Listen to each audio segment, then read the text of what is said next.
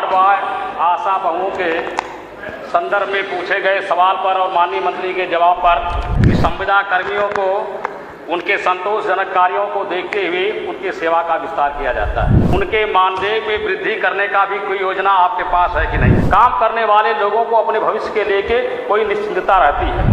वो आप अलग से आप अलग से पूछ लेना। आप लिख के दो, मैं कह दूंगा। लिख के दो, मैं कहूँगा विचार कर ले माननीय मंत्री जी। चलिए श्री अखिलेश, आप मुझे स्वास्थ्य जैसे महत्वपूर्ण विषय पर और स्वास्थ्य विभाग में काम करने वाले चिकित्सक, स्टाफ नर्स, वार्ड बॉय, आशा बहुओं के संदर्भ में पूछे गए सवाल पर और माननीय मंत्री के जवाब पर अनुपूरक करने का समय दिया है। माननीय अध्यक्ष जी, माननीय मंत्री जी ने जो जवाब दिया है कि संविदा कर्मियों को उनके संतोषजनक कार्यों को देखते हुए उनकी सेवा का विस्तार किया जाता है।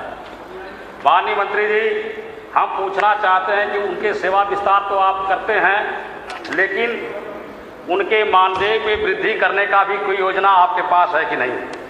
दूसरी बात माननीय मंत्री जी, ये जो आउटसोर्सिंग के कर्मचारी हैं माननीय अध्यक्ष जी, उनका व्यापक पैमाने पर शोषण किया जाता है।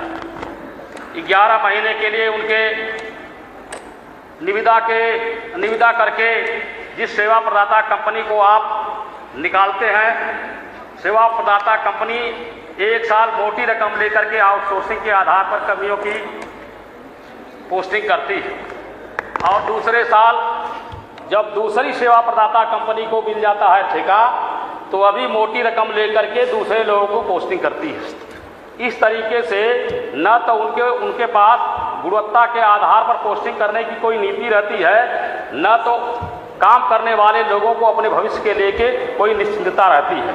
तो इस आधार पर कार्य भी प्रभावित होता है और आउटसोर्सिंग के कर्मचारी व्यापक पैमाने पर सेवा प्रदाता कंपनी के शोषण का शिकार होते हैं। हम पूछना चाहते हैं माननीय मंत्री जी से कि क्या इन आउटसोर्सिंग कंपनियों पर काम करने वाले कर्मचारियों को निश्चित किया जाएगा कि दूसरी सेवा प्रदाता कंपनी को ठेका मिलने के बाद आपका सेवा विस्तार किया जाएगा?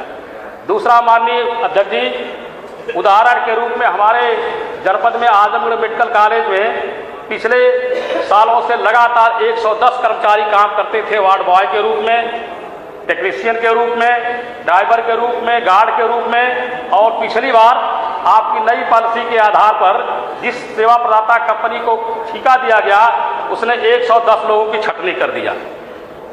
लगभग 7-8 महीने से लगातार वह सड़कों पर घूम रहे हैं, भुखमरी के शिकार हैं, नेताओं के दरवाजे पर जाते हैं, अधिकारियों के दरवाजे पर जाते हैं, आपसे भी मिलते हैं, हमसे भी मिलते हैं।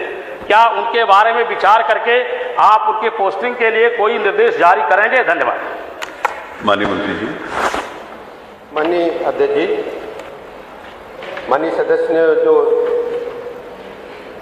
सवाल उठाया है उस पर हमारी सरकार ने आउटसोर्सिंग के लिए एक कॉर्पोरेशन बनाए जाने की घोषणा की है, वो प्रक्रिया में है।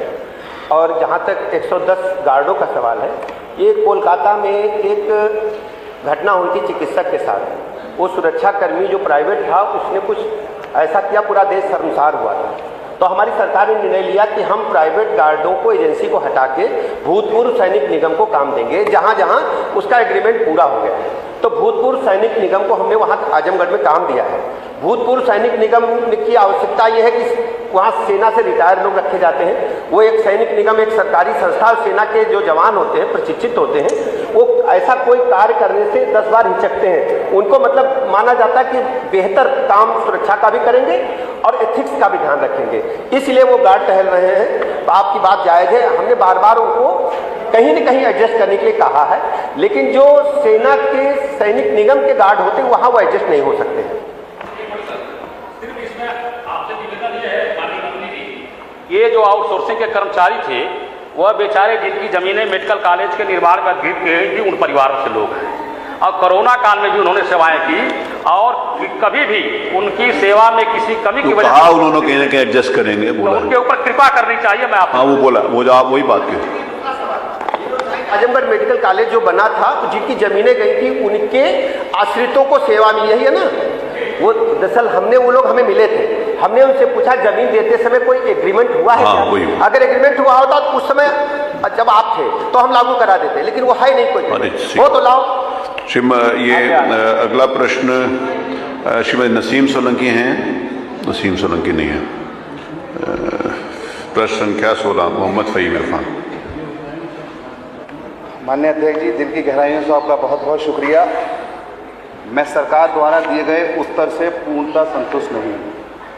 सरकार ने अपने जवाब में भारतीय खाद्य सुरक्षा एवं मानक प्राधिकरण FSSAI के नियमों और पैकेजिंग विनियम 2018 का हवाला देकर अपनी जिम्मेदारी की तृषि कर ली है।